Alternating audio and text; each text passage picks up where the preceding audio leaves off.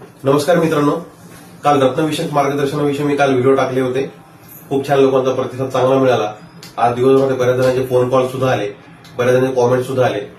त्या व्हिडिओच्या माध्यमातून काय प्रश्न होते आणि त्याचं उत्तर कसं असावं हे मी एकंदरीत कॉमेंटच्या माध्यमातून देण्याचा प्रयत्न करतोय.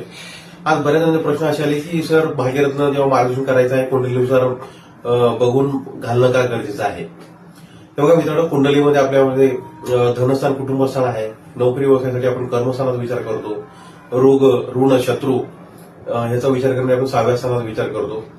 आपण जेव्हा ज्योतिषशास्त्रानुसार 6वं स्थान, 8वं स्थान, 12वं स्थान हे त्रिकस्थानं आहेत. या त्रिकस्थानाचे आपण कधी रत्न आपण परिधान करण्याचा कधी सल्ला देत नाही.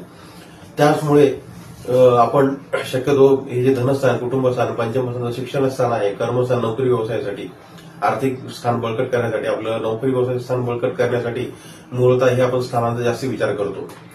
नंबर 2, बऱ्याच जणांचे प्रश्न असे होते की सर, म्हणजे बऱ्याच जणांना त्यांनी कुंडली बाहेर दाखवलेल्या होत्या. बरेच काही चुकीचे सल्ले दिले गेले होते की पुष्करा किंवा 5 सोबत सर आम्हाला राहूचा गोमेध घालायला सांगितलं आहे, लसण्या घालायला सांगितलेलं आहे.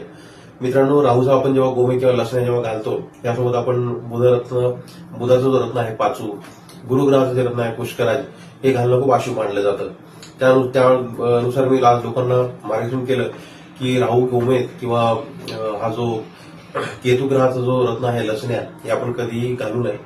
विशेषतः मित्रांनो, राहू आणि केतू हे पापग्रह आहेत. मुळात याच्या पण जप उपासना जास्तीत जास्त करायला हव्यात. राहू आणि केतू हे पापग्रह आहेत. हे रत्न घालताना खूप बारकाईने विचार करून हे रत्न आपण घालण्याचा आपण आपल्या कस्टमरला सल्ला देतो.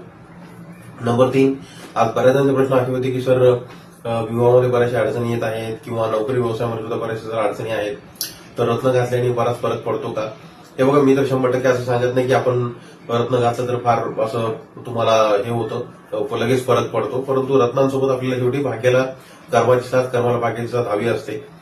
त्यामुळे बऱ्याच जणांचा गैरसमज असा झालेला दिसत होता की सर, आम्ही एका कुंडली ज्योतिषांना आम्ही ती कुंडली दाखवली, त्याच्यावर रत्न घालायला सांगितले आणि लगेच तुम्हाला फरक पडायला सुरू होईल.